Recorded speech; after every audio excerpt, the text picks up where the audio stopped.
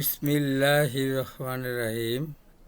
আজকে আমি জ্যামিতির সংজ্ঞা দ্বিতীয় পাঠ পড়াইতে চেষ্টা করব। এতে থাকবে জ্যামিতির সংজ্ঞা, স্থান, তল এবং কোণের সংজ্ঞা চিত্রসহ। প্রথমত, জ্যামিতি কাকে বলে? জ্যা অর্থ ভূমি আর মিতি অর্থ পরিমাপ। জ্যামিতি অর্থ ভূমির পরিমাপ। যে পুস্তক পাঠ করলে ভূমির পরিমাপ সম্পর্কে খুঁটিনাটি বিষয়ে জ্ঞান লাভ করা যায় তাকে জ্যামিতি বলে। আবার বলছি, যে পুস্তক পাঠ করলে ভূমির পরিমাপ সম্পর্কে খুঁটিনাটি বিষয়ে জ্ঞান লাভ করা যায় তাকে জ্যামিতি বলে। এবারে স্থান। একটি পদার্থ বা বস্তু, একটি নির্দিষ্ট পদার্থ বা বস্তু কতটুকু জায়গা দখল করে তাই হলো স্থান। আবার বলছি যে কোনো নির্দিষ্ট বস্তু যতটুকু জায়গা দখল করে তাকে স্থান বলে। যেমন একটি উদাহরণ, আমি একটি বক্স আঁকলাম।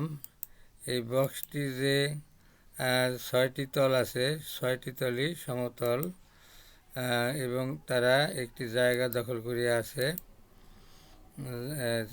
যেতটুকু জায়গা দখল করছে সেটি হলো এর স্থান। এবারে তল। বস্তুর উপরিভাগকে তল বলে। তল দুই প্রকার, যথা সমতল, 2 নঙে আছে বক্রতল। সমতল এবং বক্রতল। সমতল কাকে বলে? বস্তুর উপরিভাগ যদি সরল বা সমান হয়, বাঁকা না থাকে, তবে তাকে সমতল বলে। যেমন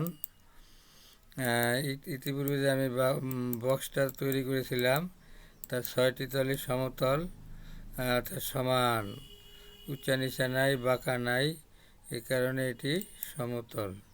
এবারে বক্রতল। বস্তুর উপরিভাগ যদি সরল না হয়, বাঁকা থাকে, উঁচু নিচু হয়, তাকে বক্রতল বলে।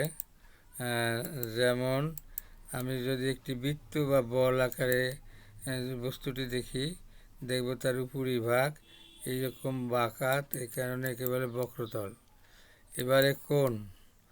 কোনো একটি বিন্দুতে যদি 2টি রশ্মি মিলিত হয় তবে তাকেই কোণ বলে।